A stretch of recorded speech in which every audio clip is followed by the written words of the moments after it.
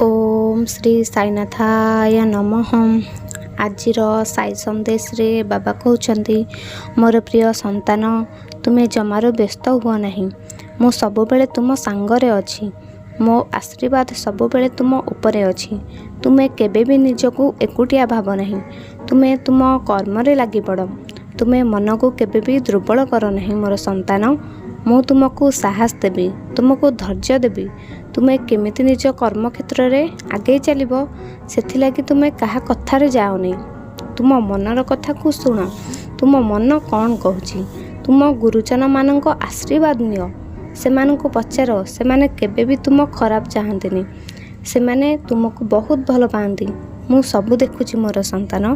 तुम्हें कर्म करि चलो, देखिबो सफलता निश्चय पाइबो। एही दुनिया रे बहुत स्वार्थपर लोक अछंदी। सेमाने निज स्वार्थ छड़ा काहारी को देखि पारंदिनी। सबुबेले समस्तंकु खालरे पकेइबाकु चेष्टा करंदी। सेमानक ठारू सबुबेले दूरेई रहिबो मोर संतान। काहेकि ना सेमाने निज स्वार्थ पई बहुत लोकंकु आघात दियंती।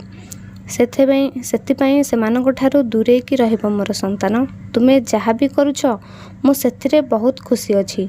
तुमे तुमर कर्म को करि चलो, मु अछि ना तुमको सफलता देबा पई।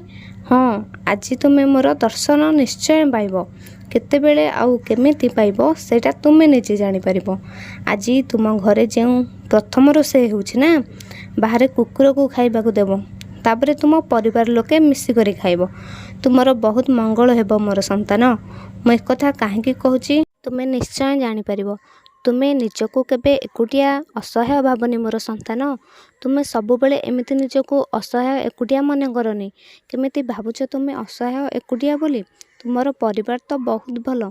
तुमे से खल प्रकृतिर सांग कथा भाबुछ कि ता सांगरे एते मिसिथिल, एबे जानि पारल कि से भल नुहे बोली। तुमको भगवान भल रास्ता देखाई छंदी मोर संतान।